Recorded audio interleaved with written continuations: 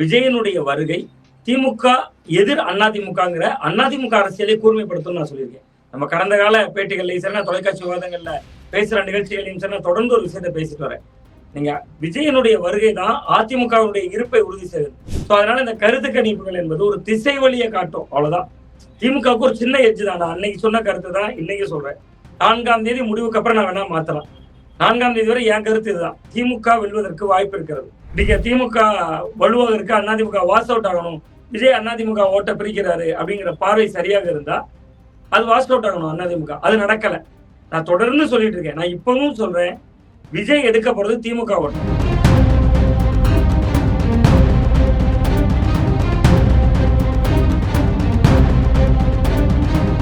DMK 5, உதயசூரியன் 5 விரல காட்டுற மாதிரி 5, ரெட்டையில 2 விரல காட்டுற மாதிரி 2 கணிப்பு அதிமுக, தாவேகாக்கு 1 கணிப்பு நிறுவனம்.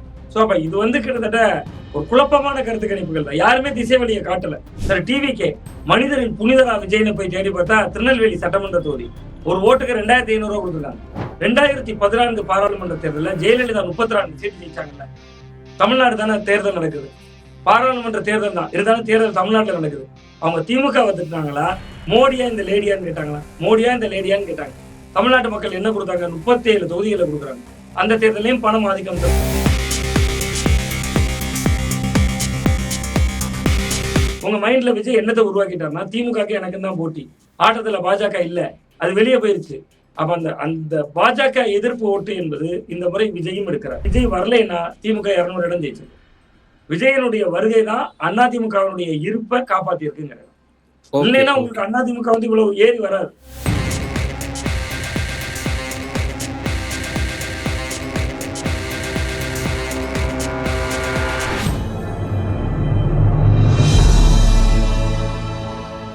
தமிழ் நியூஸ் நேரலுக்கான வணக்கம். இன்றைய சிறப்பு நேர்காணலில் நம்மோடு இருந்திருப்பவர் மூத்த பத்திரிகையாளர் திரு சுவாமிநாதன் சார்.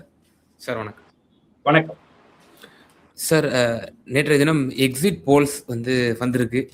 கணிசமான எக்ஸிட் போல்ஸ்ல திமுக கூட்டணி மீண்டும் ஆட்சியை தக்க வைப்பதாகவும், அதே போல அஇஅதிமுக கணிசமான இடங்களில் பெற்று 2ஆம் இடத்தை பிடிக்கும் என்றும், விஜய் அவர்களுடைய அந்த தமிழக வெற்றி கழகம் ஒரு சொற்ப இடங்களில் மற்றும் வெல்லக்கூடிய ஒரு தன்மை இருப்பதாக அதில் குறிப்பிட்டிருக்கிறது. ஒரே ஒரு கருத்து கணிப்பு மட்டும் எல்லாவற்றையும் புறந்தள்ளி விஜய் தான் ஆட்சி பிடிச்சிருவாரு அப்படின்ற மாதிரி ஒரு கருத்து கணிப்பு. ஒரு 2-3 கருத்து கணிப்பு அஇஅதிமுகவுக்கு ஒரு கிளியர் எட்ஜ் இருக்கு அப்படின்ற மாதிரியும் இந்த மாதிரியான எக்ஸிட் போல்ஸ் வந்திருக்கு. ஸோ எக்ஸிட் போல்ஸனோட நம்பகத்தன்மை அது தெளிவாக எடுக்கப்பட்டதா அப்படிங்கிற பல அதனுடைய நாணயத்தை சந்தேகிக்கக்கூடிய ஒரு சூழ்நிலையும் இருந்து கொண்டுதான் இருக்கிறது. நீங்க எப்படி பாக்குறீங்க? இந்த எக்ஸிட் போல் என்ன உணர்த்தது? தமிழ்நாட்டில் பைபோலார் பாலிடிக்ஸ் தான், திமுக வர்சஸ் அதிமுக தான் இருக்கிறது அப்படின்னு நீங்க பாக்குறீங்களா? எப்படி பாக்குறீங்க? நான் தொடர்ச்சியா நம்முடைய விவாதங்கள்லயே தொடர்ந்து பலமுறை குறிப்பிட்டிருக்கேன். விஜயனுடைய வருகை திமுக எதிர் அதிமுகங்கிற அதிமுக அரசியலை கூர்மைப்படுத்தும் நான் சொல்லியிருக்கேன். நம்ம கடந்த கால பேட்டிகள்லையும் சரி, தொலைக்காட்சி விவாதங்கள்ல பேசுற நிகழ்ச்சிகளையும் சரி, தொடர்ந்து ஒரு விஷயத்தை பேசிட்டு வரேன். நீங்க விஜயனுடைய வருகை தான் அதிமுகவுடைய இருப்பை உறுதி செய்யுது. பல பேருடைய கருத்துல நான் முரண்படுறேன். அந்த இடத்துல பல பேர் என்ன சொன்னாங்கன்னா, விஜய் வந்திருக்கிறனால அதிமுக ஓட்டு தான் எடுக்க போறாரு, அதிமுக ஓட்டு தான் எடுக்க போறாருன்னு. நான் நம்முடைய விவாதங்களையும் சொல்லியிருக்கிறதா தான் எனக்கு நினைவு. அது இருதுருவ அரசியலை கூர்மைப்படுத்தி இருக்குன்னு சொல்லியிருக்கேன். அதை நான் பின்னாடி வரேன். அதற்கு முன்பு இந்த கருத்து கணிப்புகள், முதல்ல கருத்து கணிப்புகள் நேற்று 8 சர்வே முடிவுகள் வந்துச்சு. 8 கணிப்புகள் வந்தது. அதுல 5 பேர் திமுக பக்கம் கொடுத்துருக்காங்க. ஏன்னா உதயசூரியன் அப்படி விரிச்சிங்கன்னா 5 காட்டுது, 5 விரல் காட்டுது. அதே மாதிரி 5 கணிப்புகள் அதுல வந்திருக்கு. அதிமுகவோட சின்ன ரெட்டையில 2 கணிப்பு கரெக்டா, 2 கணிப்புகள் அதிமுக ஜெயிக்கும் அப்படின்னு காட்டுது. தாவேகாக்கும் 1 கணிப்பு வந்திருக்கு. நீங்க நான் இதை எப்படி பாக்குறேன்னா, எல்லா கட்சியினரும் சந்தோஷமா இருக்கட்டுமே, இன்னும் 4 நாள் இருக்கு, பதட்டம் இல்லாம ஆளுக்கு ஒரு சர்வே முடிவை அவங்க பாட்டுக்கு பேஸ்புக்ல, இன்ஸ்டாகிராம்ல, சோசியல் மீடியால ஷேர் பண்ணிட்டு இருக்காங்க. அதுக்குதான் அது உதவும். நான் என்ன சொல்றேன், களம் மும்முனை போட்டி. நான் இப்பவும் சொல்றேன், நம்ம 2 முனை போட்டியாக நான் பார்க்கல. இந்த களம் மும்முனை போட்டி. அந்த மும்முனை போட்டியில இருமுனை போட்டி கூர்மையாயிருச்சு. அது நடந்து விட்டது. மும்முனை போட்டி என்பதாலதான் இருமுனை போட்டி கூர்மையாகுது. அந்த வகையில நான் இந்த கருத்து கணிப்புகளை எப்படி பாக்குறேன் அப்படிங்கிற கேள்வி கேட்டீங்க. 2024 நாடாளுமன்ற தேர்தலில் ஒரு கருத்து கணிப்பு வந்துச்சு. யாராவது ஒட்டுமொத்த கருத்து கணிப்பு பாஜக ஒரு மைனாரிட்டி கவர்மெண்ட் ஃபார்ம் பண்ணணும்னு யாராவது சொன்னாங்களா? நடந்த சர்வேல யாருமே சொல்லல.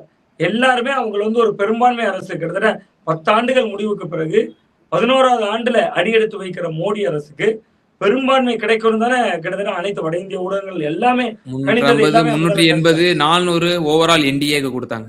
ஆமா ஆமா ஆமா. ஆனா அங்க வந்தது என்ன, ஒரு மைனாரிட்டி கவர்மெண்ட் வருது. எதிர்கட்சிகள்ல காங்கிரஸ் கட்சிக்கு அவர்கள் ரொம்ப ரொம்ப குறைத்து மதிப்பிட்டாங்க. கிட்டத்தட்ட நான் சரியா சொல்வதாக இருந்தா 2014 2019 எதிர்கட்சி இருக்கை கூட கிடைக்கல காங்கிரஸுக்கு. ஆனா எதிர்கட்சி தலைவர் இருக்கை கிடைச்சிருச்சு அன்னைக்கு. சோ அதனால இந்த கருத்து கணிப்புகள் என்பது ஒரு திசை வழியை காட்டும், அவ்வளவுதான். திமுகவுக்கு ஒரு சின்ன எட்ஜ் தான். நான் அன்னைக்கு சொன்ன கருத்து தான் இன்னைக்கு சொல்றேன். 4ஆம் தேதி முடிவுக்கு அப்புறம் நான் வேணா மாத்தலாம். 4ஆம் தேதி வரை என் கருத்து இதுதான், திமுக வெல்வதற்கு வாய்ப்பு இருக்கிறது. ஆனா இவங்க நினைக்கிற மாதிரி அது வந்து ஒரு அக்னின்னு 169 போட்டிருந்தாங்க அக்னி. நீங்க 169 போட்டிருந்தாங்க. நீங்க இன்னொரு இடம் இருக்கு, டிஎம்கே தொடர்ந்து ஒரு பிரச்சாரம் பண்ணாங்கல்ல, வெல்வோம் 200 படைப்போம் வரலாறு. நீங்க அதை விட்டுருங்க, ஒதுக்கிருங்க. இந்த சர்வேல அதிகபட்சமான கொடுத்த எண்ணிக்கையே 169 தாங்கிறேன். அக்னி கொடுத்துச்சுன்னா அந்த 169, அதுக்கு மேல யாருமே கொடுக்கலையே. அப்ப நீங்க அந்த வெல்வோம் 200ங்கிறது கிட்டத்தட்ட இந்த சர்வே கணக்குப்படி இல்லைங்கிறது முதல்ல ஒரு தெளிவாகுது. இன்னைக்கு திமுக வலுவாக இருக்கு, அதிமுக வாஸ் அவுட் ஆகணும், விஜய் அதிமுக ஓட்ட பிரிக்கிறாரு அப்படிங்கிற பார்வை சரியாக இருந்தா அது வாஸ் அவுட் ஆகணும் அதிமுக. அது நடக்கல. நான் தொடர்ந்து சொல்லிட்டு இருக்கேன், நான் இப்பவும் சொல்றேன், விஜய் எடுக்க போறது திமுக ஓட்ட. நான் அந்த அந்த புள்ளிக்கு எனக்கு போதுமான தரவுகள் இருக்கு. நான் அந்த தரவுகள் இல்லாம நான் சொல்லல. நீங்க கேள்விகளை முன்வைக்கிறப்ப நான் அந்த தரவுகளையும் சொல்றேன். பட் நான் என்ன சொல்றேன்னா, அதிமுகவை அது சேதப்படுத்துதானா? சேதப்படுத்துது. நீங்க அதிமுகவிடம் இருந்து அது ஏற்படுத்தக்கூடிய சேதத்தை விட திமுகவிடம் ஏற்படுத்தக்கூடிய சேதம் தான் அதிமுகவை கூர்மையாக்கி இருக்கு. இதுதான் என்னுடைய பார்வை. அதுல சொல்றேன், இந்த சர்வேக்கள் எல்லாத்தையுமே நான் புறந்துடுறேன். நேற்று வந்திருக்கக்கூடிய கருத்து கணிப்பு என்பது, நீங்க என்ன சொல்றேன், போன பார்லிமெண்ட் எலெக்ஷன்ல மோடி ஜெயிப்பாரு, பெரும்பான்மை அடைவாருன்னு ஒன்று போலையாவது கருத்து கணிப்பு சொன்னாங்க. நீங்க அந்த கருத்து கணிப்புல ஒரு இடம் தான் நமக்கு லாஜிக்கலா இடிச்சிச்சு, மைனாரிட்டி கவர்மெண்ட் ஃபார்ம் பண்றாங்க. பட் எல்லாரும் பிஜேபி வெற்றி பெறுவாங்கன்னு சொன்னாங்க. இங்க வந்திருக்கிற கருத்து கணிப்புல நான் சொன்ன மாதிரிதான், டிஎம்கே 5, உதயசூரியன் 5 விரல காட்டுற மாதிரி 5, ரெட்டையில 2 விரல காட்டுற மாதிரி 2 கணிப்பு அதிமுகவுக்கு, தாவேகாக்கு 1 கணிப்பு நிறுவனம். சோ அப்ப இது வந்து கிட்டத்தட்ட ஒரு குழப்பமான கருத்து கணிப்புகள் தான். யாருமே திசை வழியை காட்டல. ஒரு தேர்தல்ல திசை வழியை காட்டணும் கருத்து கணிப்புனா. எக்ஸிட் போல் என்னது, நீங்க வெளியில வந்தா இத்தனை பேரை சந்திச்சோம், இத்தனை மக்களை பார்த்தா இவ்வளவு கருத்து சொன்னாங்க, இத்தனை பெர்சன்டேஜ் இந்த கட்சிகளுக்கு இருக்க வாய்ப்பு இருக்கு, அது இத்தனை சீட்டா கன்வெர்ட் ஆகும். இத்தனை சீட்டுன்னா 10 பேர் கணிச்சா 10 பேருக்கு ஒன்னா வந்தாதானே அது கருத்து கணிப்பு. ஆளுக்கு ஒன்னா வந்துச்சுன்னா 5 நிறுவனங்களுக்கு ஒன்னா வருது, ஏற்றுக்கொள்ளலாம். நானும் அந்த 5 நிறுவனங்கள் கணிப்பை ஏற்றுக்கொள்கிறேன். அதிமுக வாஸ் அவுட் ஆகாது, அதிமுக திமுகவுக்கு ரொம்ப பக்கத்துல வந்து நிற்கும் அப்படிங்கறத என்னுடைய நிலைப்பாடு. அதான் நான் பாக்குறேன். இந்த கருத்து கணிப்புகள் என்பது சரியான முறையில திசை வழியை காட்டல அப்படின்னு பாக்குறேன். அது சார், இப்போ நீங்க லோக்சபா எலெக்ஷனை நீங்க காமிச்சீங்க. அப்போது வந்து இந்த ஊடகங்களுடைய நாணயம் வந்து சந்தேகமானது. அப்போ ஒரு எக்ஸிட் போல், அதாவது பிரிபோல் சர்வே நடத்தினவர் வந்து ஒருத்தர் அழுதுட்டாரு ஆன் கேமராவில். அது கூட நம்ம பார்த்தோம். பீகார்னுடைய எக்ஸிட் போல் நம்ம பார்த்தோம். அதுல வந்து 160 170 அப்படிங்கிற ரேஞ்சில தான் கொடுத்தாங்க. எதிர்கட்சிங்கிற அந்தஸ்து ஒரு ஒரு ரெஸ்பெக்டபிள் பொசிஷன்ல ஆர்ஜேடி காங்கிரஸ் வரும்னு சொன்னாங்க பீகார்ல. ஆனா பார்த்தோம்னா ஒரு பெரிய அலை மாதிரி வந்து வாஷ் அவுட் ஆயிடுச்சு காங்கிரஸும் ஆர்ஜேடியும். அப்படி ஒரு சூழ்நிலையும் நம்ம ஏற்பட்டதை பார்க்கிறோம். அப்ப இதுக்கு என்ன ஒரு ஒப்பிட்டு சொல்றாங்கன்னா, பிற மாநில தேர்தல்களோடு தமிழ்நாட்டு தேர்தலில் பீகார்லயும் 10,000 ரூபாய் வந்து போலிங்க்கு 4 நாள் முன்னாடி, அது ரொம்ப மிக முக்கியமான ஒரு ஃபேக்ட், அது வந்து விழுந்துச்சு. இங்கேயும் 5,000 ரூபாய் கொடுத்துருக்குறாங்க. அதே போல மத்திய பிரதேஷ், அது போல பாஜக ஆளக்கூடிய பல மாநிலங்களும் சுட்டி காட்டுறாங்க. அங்கேயும் வந்து மகளிர் உரிமை தொகை வந்து வழங்கப்படுது அப்படின்ற ஒரு விஷயமும் சொல்லப்படுது. அந்த மாதிரியான மாநிலங்கள்லாம் பாஜக கடந்த ஈவன் 2-3 டேர்ம்கள் முடிஞ்சு 4வது டேர்ம்லயும் நல்ல பெர்ஃபார்மன்ஸ் பண்ணியிருக்காங்க. அப்படின்னா இவைகள் எல்லாம் ஒரு முக்கிய காரணம், ஃப்ரீ பீஸ்க்கு கிடைச்ச வாக்குகள் அப்படின்னு ஒரு விஷயம் சொல்லப்படுது. அதுவும் இங்க ரிட்டர்ன் ஆக வாய்ப்பு இருக்கா தமிழ்நாட்டுல? பீகாருக்கு விஷயம் தமிழ்நாட்டுல அப்ளிகபிள் ஆக வாய்ப்பு இருக்கா? நான் அதுக்கு முக்கியமான ஒரு இடம் சொல்றேன். பீகார்ல நீங்க சொன்ன மாதிரி 10,000 ரூபாய் கொடுக்குறாங்க. பெண்களுடைய வங்கி கணக்குல 10,000 ரூபாய் போடுறாங்க. நீங்க அது மட்டும் தான் சொல்றீங்க. இங்க கோடைக்கால சிறப்பு நிதி மாதிரி ஒரு 5,000 ரூபாய் வந்திருக்கு. அதுல எனக்கு சந்தேகமே இல்லை, கடுகளவு மாற்றம் இல்லை. லால்குடி அந்த தொகுதியில லீமாரோஸ் அதிமுக 15,000 ரூபாய் கொடுத்துருக்காங்க. ஒரு வாக்குக்கு 15,000 ரூபாய் கொடுத்துருக்காங்க. சரி, டிவிகே மனிதரின் புனிதரா விஜய்னு போய் தேடி பார்த்தா திருநெல்வேலி சட்டமன்ற தொகுதி ஒரு ஓட்டுக்கு 2,500 ரூபாய் கொடுத்துருக்காங்க. அங்க நிக்கிற வேட்பாளர் விஐபி, அவரால் தாங்க முடியும் அந்த பண வலிமை, அவர் கொடுத்துருக்காங்க. நான் என்ன சொல்றேன், பீகார் போன்ற மாநிலங்கள்ல 10,000 ரூபாய் என்பது ஒரு பெரிய தொகைங்க. நீங்க இன்னைக்கு உங்க ஊர்ல இங்க நம்ம கன்னியாகுமரி, திருநெல்வேலி, தூத்துக்குடியில சலூன் கடைக்கு போங்க, முடிவெட்டக்கூடிய தொழிலாளர்கள் பீகாரிஸ்ட் வந்து இங்க இருக்கான். கட்டிட வேலை பார்க்கக்கூடியவன் பீகாரிஸ்ட் இங்க இருக்கான் தமிழ்நாட்டுல. ரயில்வேல போங்க, ரயில்வேல அந்த போர்டர் வேலையில இருந்து தொடங்கி ரயில்வே சார்ந்த குட்டி குட்டியான பணிகளை செய்யறதுக்கு வட இந்தியால இருந்து வந்திருக்கக்கூடிய தொழிலாளிகள்ல இருந்து நம்ம ரோட்ல சாலை போடுறாங்கல்ல, அந்த சாலை போடக்கூடிய பணிகள் இருக்கிறவங்க வரைக்கும் பீகாரிஸ்ட் கணிசமா இருக்காங்க. அங்க 10,000 ரூபாய் பெரிய தாக்கத்தை ஏற்படுத்தும். நீங்க தமிழ்நாடு 5,000 ரூபாய் பெரிய ரூபாய் இல்லைன்னு நான் சொல்ல வரல. அந்த இடத்துல நான் இன்னொரு இடம் சொல்றேன். அந்த இடம் தான் திமுகவினுடைய வலிமையை கொஞ்சம் கீழே இறக்கி இருக்குன்னு நான் சொல்றேன். நான் முக்கியமான ஒரு 3 கோணங்கள் சொல்றேன். நீங்க தமிழ்நாட்டை தலைகுனிய விட மாட்டேன். நீங்க கேட்ட கேள்விக்கு தான் நான் பதில் சொல்றேன். கொஞ்சம் விரிவா சொல்றேன். அவ்வளவுதான். தமிழ்நாட்டை தலைகுனிய விட மாட்டேன். இந்த தேர்தல் தமிழ்நாடுக்கும் டெல்லிக்குமான போர். தமிழ்நாடு போராடும், தமிழ்நாடு வெல்லும். ஆனா இந்த அரசியல் இருக்குல்ல, இது எல்லாம் யாருக்கு எதிரான அரசியல்? பாஜகவுக்கு எதிரான அரசியல். பாஜகவுக்கு எதிரான அரசியல். அதோட இன்னொரு விடை வரேன். 2014 பாராளுமன்ற தேர்தலில் ஜெயலலிதா 34 சீட்டு ஜெயிச்சாங்கல்ல. தமிழ்நாடு தானே தேர்தல் நடக்குது, பாராளுமன்ற தேர்தல் தான் இருந்தாலும் தேர்தல் தமிழ்நாட்டில் நடக்குது. அவங்க திமுக திட்டினாங்களா, மோடியா இந்த லேடியான்னு கேட்டாங்களா? மோடியா இந்த லேடியான்னு கேட்டாங்க. தமிழ்நாட்டு மக்கள் என்ன கொடுத்தாங்க? 37 தொகுதிகளை கொடுக்குறாங்க. அந்த தேர்தலையும் பணம் ஆதிக்கம் செலுத்துச்சு, அது ஒரு பக்கம் இருக்கட்டும். ஆனா 37 தொகுதிகளை கொடுத்தாங்க. 2019 பாராளுமன்ற தேர்தலில் தொடங்கி திமுக பெற்ற தொடர் வெற்றிக்கு அடித்தளம், நான் தெளிவா சொல்றேன், மு.க. ஸ்டாலின் அவர்களுடைய நிர்வாகம் அந்த கூட்டணிகளை தக்க வைத்தது ஒரு காரணமா இருந்தாலும் அது ஒரு மைனர் காரணம் தான். மேஜர் காரணங்கிறது பாஜக எதிர்ப்பு. நான் களத்தை பார்த்த அனுபவத்துல சொல்றேன், இந்த தேர்தலில் பாஜக எதிர்ப்பு என்கிற மனநிலையில மக்கள் ஓட்டு போட்டாங்க. கடந்த இத்தனை ஆண்டுகள் திமுக வெற்றிக்கு அடித்தளமாக இருந்தது பாஜக எதிர்ப்பு. இந்த தேர்தலில் தொடர்ந்து திமுக முன்வைத்த பிரச்சாரமும் அதுதான். நல்வாய்ப்பா அவர்களுக்கு ஒண்ணு கிடைச்சது. பாராளுமன்றத்துல தொகுதி மறுவரையறை திருத்த மசோதா, அதை கையெடுத்தாங்க, களமாடினாங்க. இந்த சட்ட நகலெரிப்பு போராட்டம் கூட சிஎம் பண்ணார். ரொம்ப துணிச்சலான முன்னகர்வு. இந்தியால வேற எந்த முதல்வர்களுக்கும் செய்ய துணியாத ஒரு விஷயம். இங்க ஒரு சட்ட நகலை எரிக்கிறார். அந்த அளவுக்கு ஒரு கடுமையான போராட்டத்தை முன்னெடுக்கிறார். கருப்பு சட்டையோடு கலந்துக்கிறார். தேர்தல் பணிகளுக்கு மத்தியில் இந்த பாஜக எதிர்ப்பை காட்டுறாரு.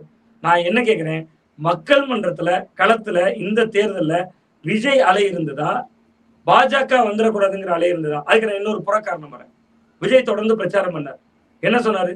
திமுகவுக்கும் தாவேகாவுக்கும் தான் போட்டி. களத்துல இல்லாதவர்களை பற்றி நான் ஏன் பேசுறேன்னு கேட்கிறார். யாரா? பாஜகவே அதிமுகவை. நான் ஒரு சிறுபான்மையினர் மனநிலையில இருந்து சொல்றேன், அல்லது சிறுபான்மையினர் மட்டும் நான் சுருக்க விரும்பல. 2024 நாடாளுமன்ற தேர்தலில் பாஜக எடுத்த வாக்கு சதவீதம் 18. அப்ப இந்துவா இருக்கலாம், கிறிஸ்தவரா இருக்கலாம், இஸ்லாமியரா இருக்கலாம், காஸ்ட்லெஸ்னு சர்டிபிகேட் வச்சிருக்கக்கூடிய மதச்சார்பின்மை கொண்ட நபராக கூட இருக்கலாம். தமிழ்நாட்டில் 82% ஓட்டு பாஜகவுக்கு எதிரான ஓட்டு. 18% பாஜக எடுத்திருக்காங்கன்னா வெளியில இருக்கிற 82% பாஜக வேண்டாம்னு ஓட்டு போட்டிருக்காங்க. அது அதிமுக மாநில நலனில் பேசி எடுத்திருக்கலாம், அல்லது பேசாம எடுத்திருக்கலாம், ஏதோ ஒன்று. 82% பாஜகவுக்கு எதிரான ஓட்டு. அப்ப இந்த தேர்தலில் திமுக முதல்ல இருந்து கட்டமைச்சாங்கல்ல ஒரு நரேட்டிவ். திமுகவுக்கும் பாஜகவுக்குமான போர், தமிழ்நாடுக்கும் டெல்லிக்குமான போர், தமிழ்நாட்டை காப்பாற்றுவோம், தமிழ்நாட்டை தலைகுனியை விட மாட்டோம். நீங்க எத்தனை பெயிண்ட் அடிச்சாலும் வீடு ஒண்ணுதான். வேற கருப்பு பெயிண்ட் அடிக்கலாம், வெள்ளை பெயிண்ட் அடிக்கலாம், சிவப்பு பெயிண்ட் அடிக்கலாம், அஸ்திவாரம் கட்டடம் எல்லாம் ஒண்ணுதான். பிஜேபி எதிர்ப்பு. நான் என்ன களத்துல இருந்து பார்த்த அனுபவத்துல சொன்னா, இந்த தேர்தலில் தமிழக மக்கள் பாஜக எதிர்ப்பு அல்லது ஆதரவுங்கிற புள்ளியில தேர்தல் அணுகல. நான் களத்தை பார்த்த அனுபவத்துல சொல்றேன். மாற்று கருத்து இருக்கலாம், கமெண்ட்ல வந்து கூட கழுவி ஊத்தலாம், பட் அது அவர்களுடைய பார்வை. என்னுடைய பார்வைன்னு ஒண்ணு இருக்கு. நான் என்ன யூகிக்கிறேன்னா, இந்த தேர்தலில் நான் சரியா சொல்றேன், பாஜகவினுடைய ஆதரவாளர்கள் இருக்காங்கல்ல, வலதுசாரிகள், அவங்களே விஜய்க்கு போட்டிருக்காங்க. திமுக ஓட்டையும் அவர் வாங்கியிருக்காரு. அப்ப நான் இந்த தேர்தலை எப்படி கணிக்கிறேன்னா, விஜய் வெர்சஸ் அதர்ஸ். நீங்க டிஎம்கே வெர்சஸ் ஏடிஎம்கேங்கிறீங்க, டிஎம்கே வெர்சஸ் பிஜேபி என்ன வடிவானாலும் கொடுத்துக்கலாம். நான் விஜய் ஜெயிப்பாருன்னு சொல்லல, எண்ணிக்கையா எம்எல்ஏவா அது கன்வெர்ட் ஆகும்னு சொல்லல. நான் சொல்றது, அப்ப திமுகவோட அடிநாதமான ஒரு ஓட் பேங்க் இருக்குல்ல, அது பாஜக எதிர்ப்பு வாக்கு. அதை விஜய் கை வச்சிட்டார். சிறுபான்மையினர் ஓட்டு அல்லது பாஜக வேண்டாம் நினைக்கக்கூடியவங்க ஓட்டு, மார்க்சிஸ்ட் கட்சி, இந்திய கம்யூனிஸ்ட் கட்சிகளை தவிர திமுக கூட்டணியில் கூடிய பல கட்சிகளுடைய ஓட்டை வாங்கியிருக்காரு விஜய். நீங்க ஓட்டு பெட்டி என்ன ஒண்ணு தெரியும், ஒவ்வொரு கட்சிகளுக்கு சதவீதம். நீங்க திமுக வலுவான கூட்டணி, எல்லாரும் கண்ண மூடிட்டு சொல்றோம், திமுக வலுவான கூட்டணி, பிரம்மாண்டமான கூட்டணி. நானும் ஏத்துக்கிறேன், வலுவான கூட்டணி. சரி, திமுக, காங்கிரஸ், இந்திய கம்யூனிஸ்ட், மார்க்சிஸ்ட் கம்யூனிஸ்ட், விடுதலை சிறுத்தைகள், அங்க இருக்கக்கூடிய எல்லா கட்சிகளையும் வரிசைப்படுத்துறேன். எல்லா கட்சிகள், மதிமுக உட்பட, தேமுதிகவை மட்டும் விட்டுருங்க வெளியில, எல்லா கட்சிகளுக்கும் ஒரு அடிநாதம் இருக்குல்ல, ஒரு ஓட் பேங்கினுடைய திரள் இருக்கும்ல, அது என்ன? சனாதன எதிர்ப்பு, பாஜக எதிர்ப்பு. அந்த எதிர்ப்புக்கே வேலை இல்லையா இந்த தேர்தலில்? நான் வேலை இல்லாம ஆனதுக்கு காரணம் அதிமுகவோ பிஜேபியோ இல்லைங்கிறேன். அப்படி வேலை இல்லாம ஆனதுக்கு காரணம் விஜய் போன்ற ஒரு ஃபோர்ஸ் வர்றாங்க. நீங்க விஜயை மட்டுமே ஃபாலோ பண்றீங்கன்னு வச்சுக்கலேன், உங்க மைண்ட்ல விஜய் என்னத்தை உருவாக்கிட்டாருன்னா, திமுகக்கு எனக்கு தான் போட்டி, ஆட்டத்துல பாஜக இல்ல, அது வெளியே போயிருச்சு. அப்ப அந்த அந்த பாஜக எதிர்ப்பு ஓட்டு என்பது இந்த முறை விஜயும் எடுக்கிறார். ஒரு புள்ளி. 2வது நீங்க கேட்டீங்க. நான் இதை மட்டும் பார்க்கல. மகளிர் உரிமை தொகை 1,31,00,000 பெண்களுக்கு போயிருக்கு. மகளிர் விடியல் பயணம் பஸ்ல ஃப்ரீயா போயிட்டு வராங்க. அந்த 2 திட்டங்களையும் நான் முதல்ல எடுத்துக்கிறேன். 2,20,00,000 பெண்கள் ஓட்டு போட்டிருக்காங்க. நீங்க இந்த ஓட்டர் இதுல பாக்குறேன். 1,31,00,000 பெண்களுக்கு மகளிர் உரிமை தொகை போகுது. வெளியில ஒரு 70 லட்சம் 80 லட்சம் பெண்கள் இருக்காங்களே, அவங்க யாருக்கு போட்டாங்க? நான் அதாவது திமுக பெறாத பெண்கள் சொல்றீங்க. ஆமா 2 கோடி பேருக்கான பெண்கள் ஓட்டு போட்டிருக்காங்க. 2 கோடி ஓட்டு போட்டிருக்காங்க. நீங்க 1,31,00,000 பயனாளிகள் மாறுதட்டி சொல்றோம். இந்த பெண்கள் ஓட்டு போட்டுருவாங்க. நீங்க 1,31,00,000 பெண்கள் ஓட்டு போட்டாங்கன்னே வச்சுக்கோம். அதுக்குள்ளேயே அதிமுக குடும்பம் இருக்கு, தாவேகா குடும்பம் இருக்கு, எல்லா குடும்பமும் இருக்கு. பட் நான் கேட்கிறேன், 2,4 கோடி பெண்கள் ஓட்டு போட்டிருக்காங்களே தேர்தல்ல. அவ நீங்க பயனாளி இல்லாத அந்த 95 லட்சம் பெண்கள் யாரு? அரசு ஊழியர்கள் எடுத்துக்கங்க. அரசு ஊழியர்கள் தான் தனியா ஓட்டு போட்டாங்களே. அரசு ஊழியர்கள் தேர்தல் டியூட்டிக்கு போகணும். அவங்க இதுக்கு முன்பே ஓட்டு போட்டாங்களே. சரி, அவங்க எண்ணிக்கை ஒரு 10 லட்சம் கழிங்க. 10 லட்சம் பெண்கள் அரசு ஊழியர்கள் இருந்தாங்கன்னு கழிங்க. மிச்சம் 80 லட்சம் பேர் யாருக்கு போட்டிருப்பாங்க? சரி, இந்த கோடைகால சிறப்பு நிதி 5,000 ரூபாய் அது யாருக்கு போச்சு? அந்த 1,31,00,000 பெண்களுக்கு போயிருக்கு. அப்ப ஒரு 70 லட்சம் பெண்கள் இயல்பாகவே வெளியே இருக்காங்க. அந்த பெண்களுடைய மனநிலை என்னவாக இருந்திருக்கும்? அதிமுகவை நோக்கி போயிருக்கலாம், தாவேகாவை நோக்கி போயிருக்கலாம்.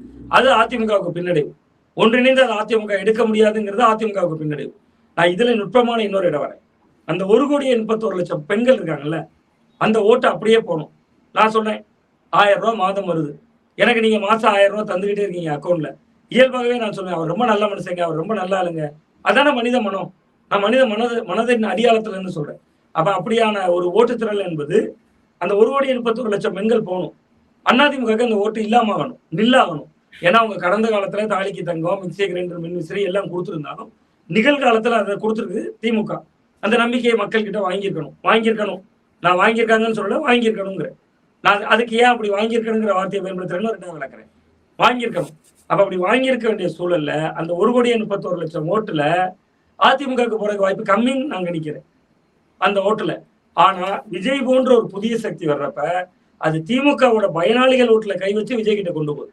அதுக்கு காரணம் கவர்ச்சிங்கிற பிம்பம். அது அதிமுக இல்ல. எடப்பாடி பழனிசாமி அவர்கள் போய் நின்னான்னா 20, 22 வயசு பொண்ணுங்களும் 40 வயசு அம்மாக்களும் ஐயோ எடப்பாடி வந்திருக்காரு, போய் ஒரு தடவை பாத்துருவோம், அந்த மனுஷனை கண்குளிர பாத்துருவோம் பார்க்க மாட்டாங்க. அப்ப திமுகவினுடைய பயனாளிகள்ல 1% ஓட்டையும் விஜய் பெறாரு. 2 புள்ளி சொல்லியிருக்கேன். 3வது புள்ளி சொல்றேன். புதுமை பெண் திட்டம் 1000 ரூபாய் போகுது.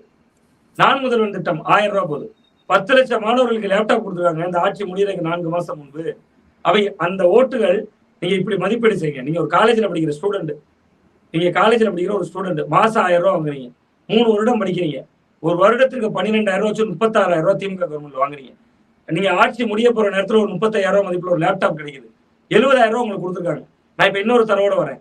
18ல இருந்து 19 வயது வரை புதிய வாக்காளரானவங்க மட்டும் 14 லட்சம் பேர். நீங்க 18ல இருந்து ஒரு 40, 39 வயசு வரை 2,4 கோடி பேர் ஓட்டு போடுறாங்க. அப்ப அரசினுடைய திட்டங்களால இந்த இளைய தலைமுறை பயனாளிகள் அப்படியே போய் டிஎம்கேக்கு போடணும். அது அதிமுக போகாது. ஜெயலலிதா செத்து 8 வருஷம் ஆச்சுங்க. இந்த 8 வருஷத்துல அதிமுக எங்க ஆளுமையா பார்த்திருப்பாங்க?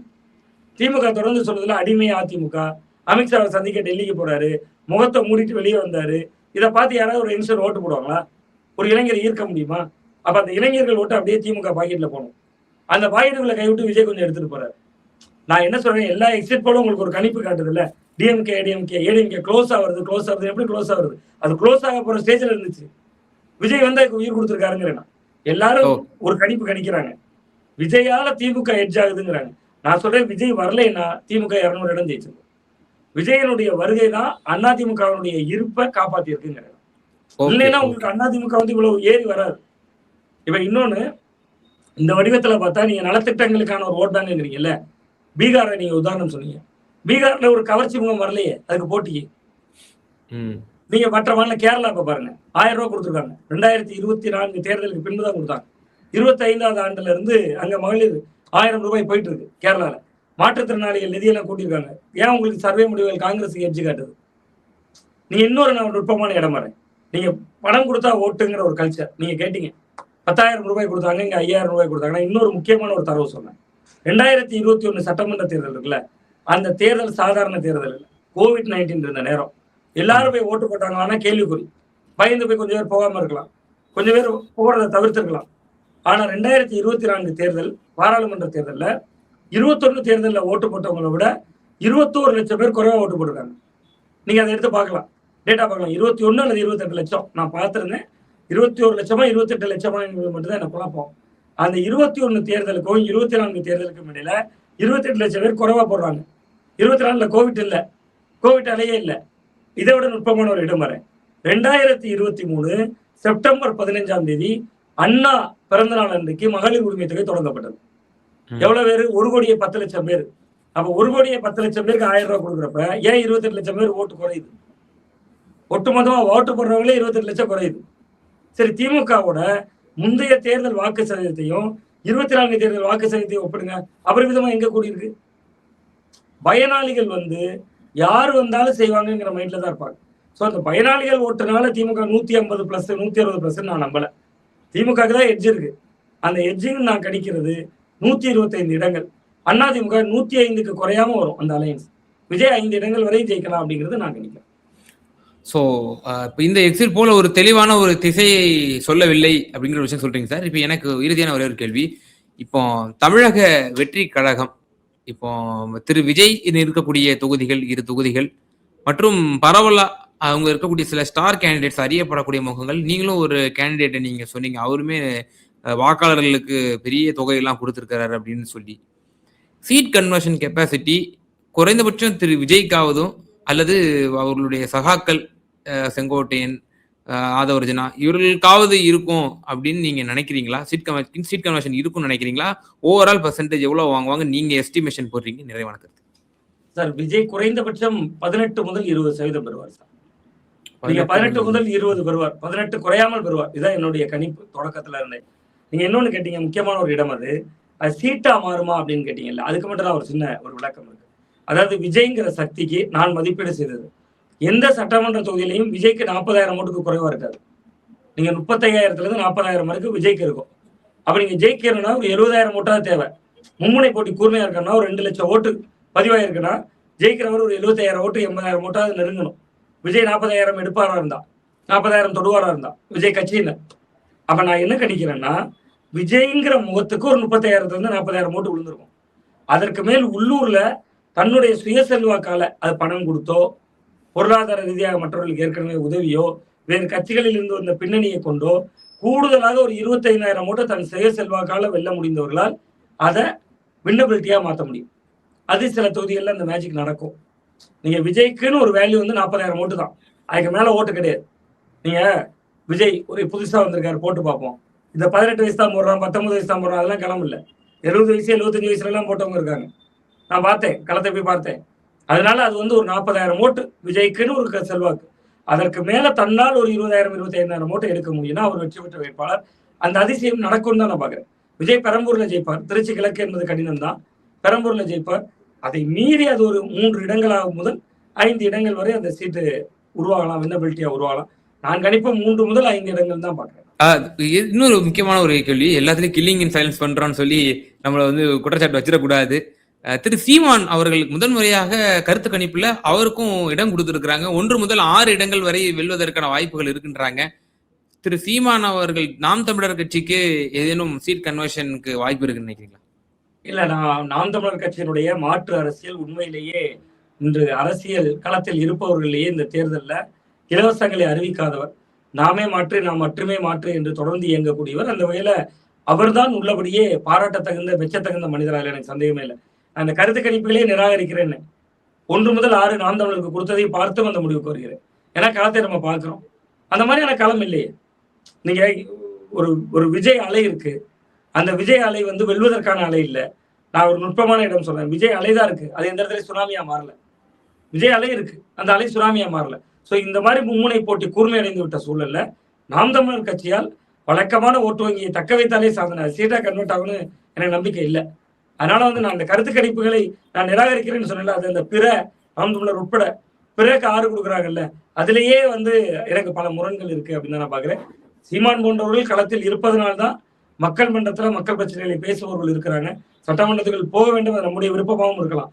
பட் அது கலை யதார்த்தமாக அப்படி இல்லை அப்படின்னு தான் நான் தக்க வைப்பாங்களா சார் அந்த பெர்சன்டேஜ்? அது குறைவதற்கான வாய்ப்புகள் தான் இருக்கு. அதை தக்க வைப்பதற்கான வாய்ப்பு என்பது, நீங்க டிஎம்கே நீங்க 2 கட்சி ஓட் பேங்குமே குறைய போகுது.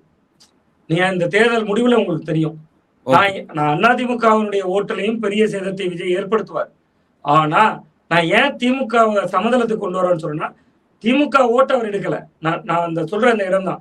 திமுக ஓட்டுனா ஒரு ஒன்றிய செயலர் ஓட்ட வாங்கிட்டாரு, மாவட்ட செயலர் ஓட்ட வாங்கிட்டாரு, அவங்க குடும்ப ஓட்ட வாங்கிட்டாரு, கிளைக்கழக நிர்வாகி ஓட்ட வாங்கிட்டாருன்னு நான் சொல்லல. திமுக உருவாக்கி வச்சிருக்கிற அந்த ஓட் பேங்க் இருக்குல்ல, அதை கை வச்சு விஜய் வெளியே எடுத்துட்டார். அதனாலதான் அதிமுக திமுக போட்டி ஈக்குவல் ஆயிடுச்சுங்கிறேன். அப்படி ஈக்குவலானது மட்டும் இல்லாம திமுக சமதளத்துக்காக இருக்கும்போது சீமான் போன்ற கட்சிகளை மாற்று சக்தின்னு பார்ப்பாங்கல்ல இளைஞர்கள், அவங்களுக்கு இன்னொரு ஆப்ஷன் வந்துருச்சு. திமுக வேண்டாம், அதிமுக வேண்டாம், மாற்றத்துக்கு எப்பவுமே ஒரு ஓட்டு வங்கி இருக்கு. அந்த ஓட்டு விஜய் பக்கம் போகும். அதனால சீமான் அவருடைய ஓட்டு வங்கி குறையத்தான் வாய்ப்பு இருக்கிறது தான் நம்ம. நிச்சயமா சார். பல எக்ஸிட் போல்ஸ் அது பற்றிய உங்களுடைய பார்வையை ரொம்ப தெளிவா எங்க நேயர்களுக்கு பகிர்ந்தீங்க. மிக நன்றிகள் சார். நன்றி.